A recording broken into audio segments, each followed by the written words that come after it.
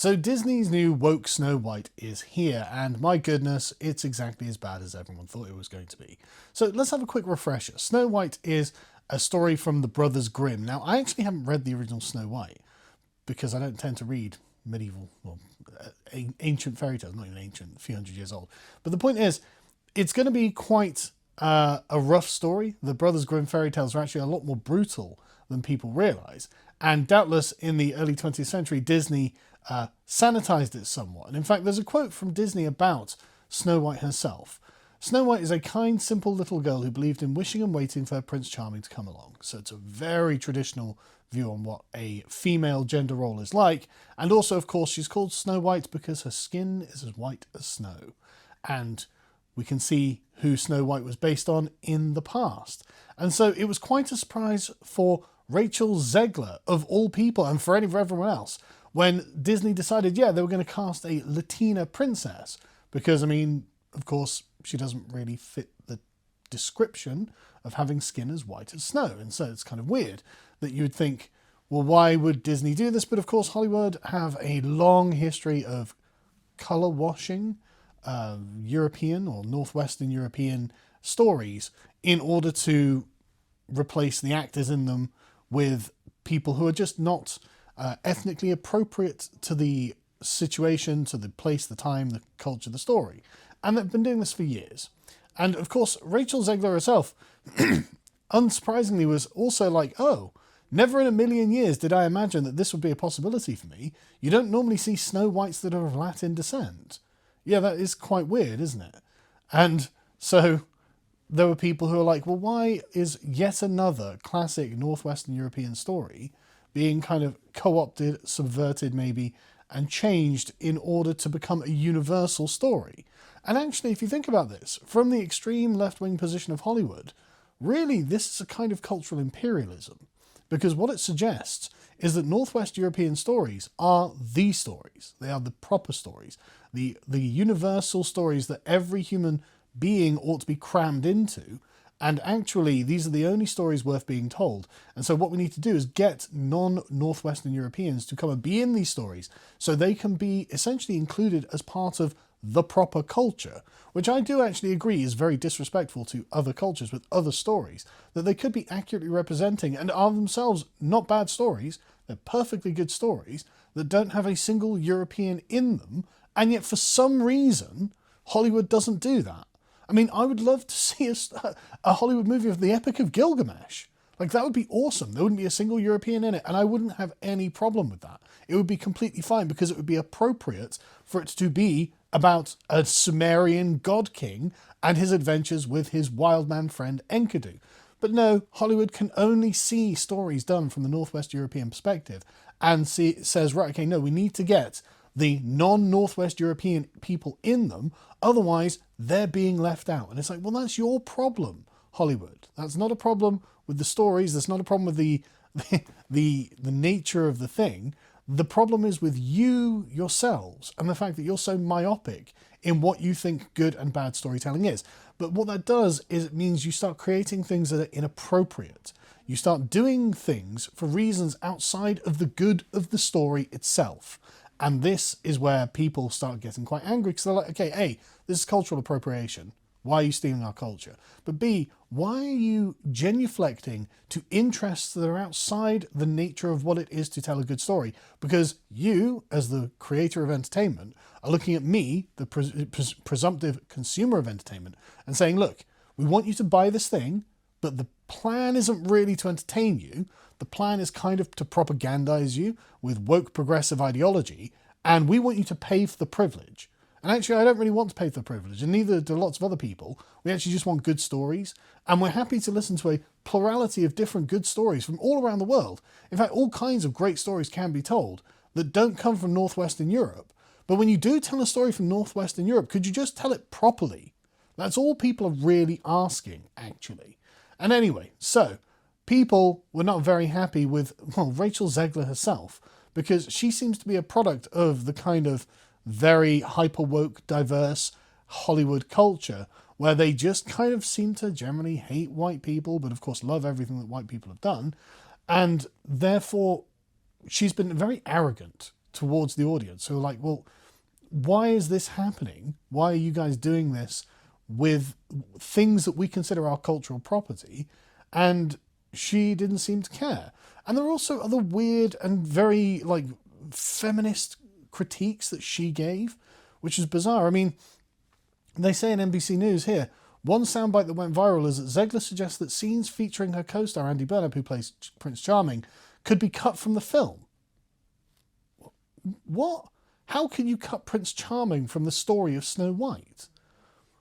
She says that that has become the centre of discourse, and she described her version of Snow White as a leader who doesn't need a prince to save her. So, okay, so you're not telling the story of Snow White.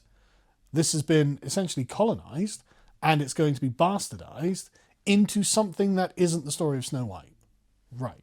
Okay, I mean, this was done with like The Little Mermaid. This was done with other classic Disney tales. Why wouldn't it be done with Snow White as well? And so people were quite annoyed by this and annoyed by her attitude, right? She had a very aggressive attitude with this.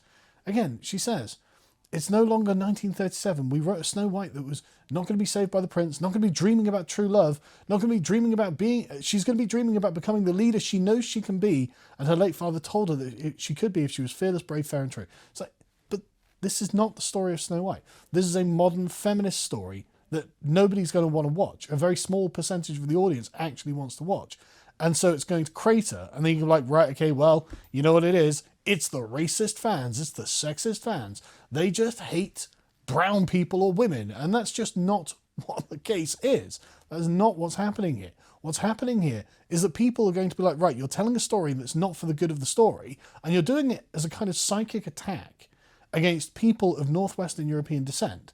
And it just screams resentment and callousness. And people don't want that. Anyway, people were like, oh, by the way, this looks like it's going to be really woke. And she came out and was like, yeah, it is, because it needed it. Because, of course, you know, it's an 85-year-old cartoon. Our version is a refreshing story about a young woman who has a function beyond someday my prince will come. Oh, brilliant.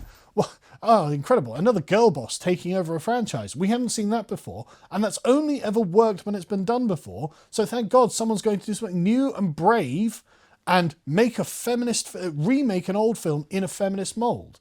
Again, it's not like this is new. It's not 2012 anymore. We know what this pattern is, and we know that the products that it makes are terrible. Because again, you're doing something not for the good of the audience, not for the good of the art. You're doing it for the good of a political ideology. And then you say, yeah, it's woke.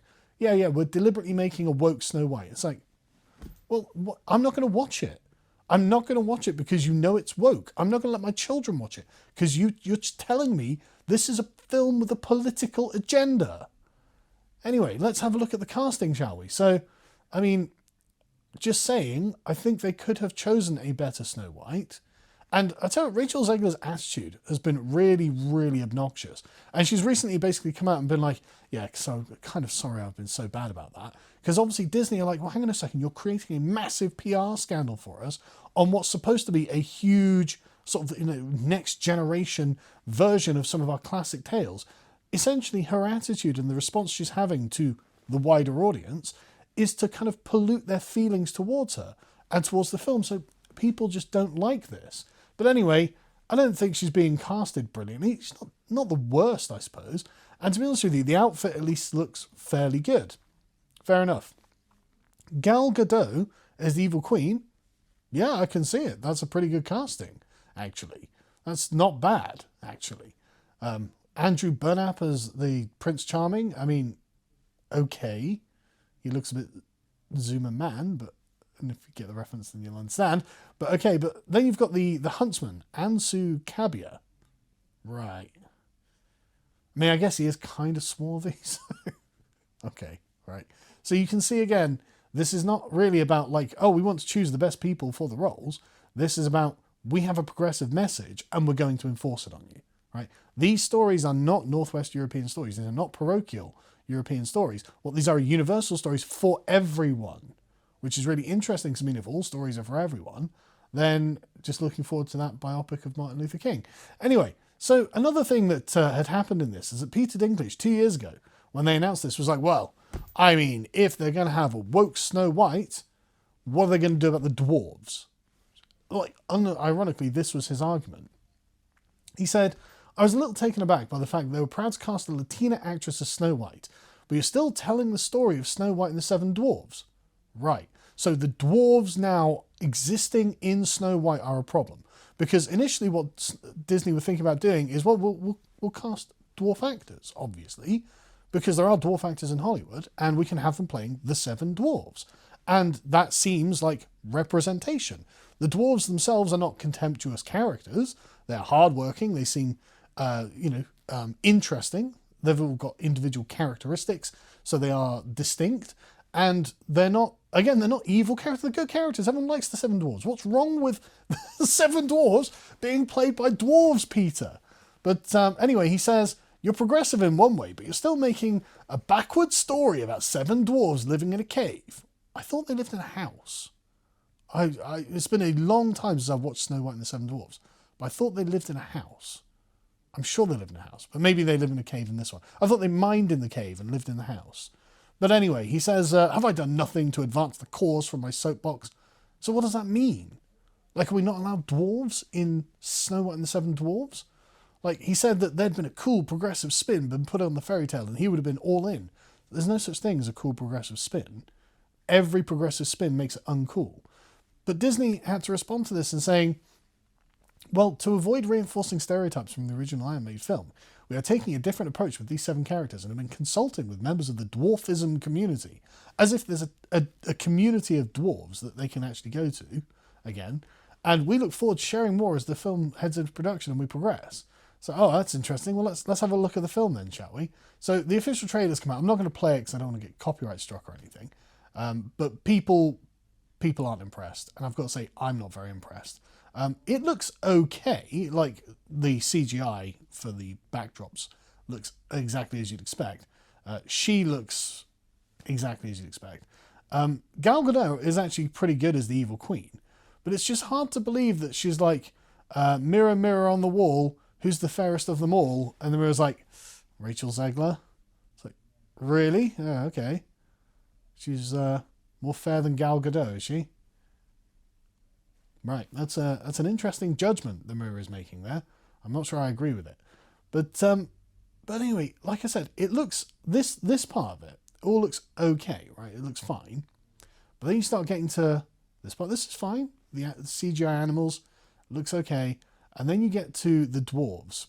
Look, they are living in a house. What's Peter Dinklage complaining about? Of course they live in a house. I'm sure I was right about that. But anyway, then you get to the dwarves and right.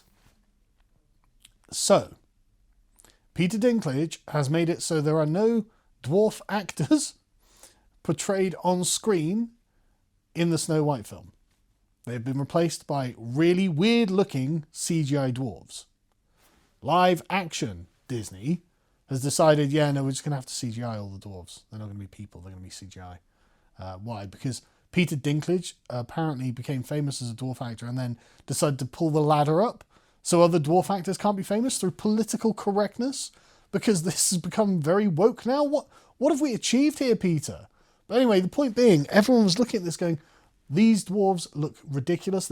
They're like, they've got the weird uncanny valley effect, basically.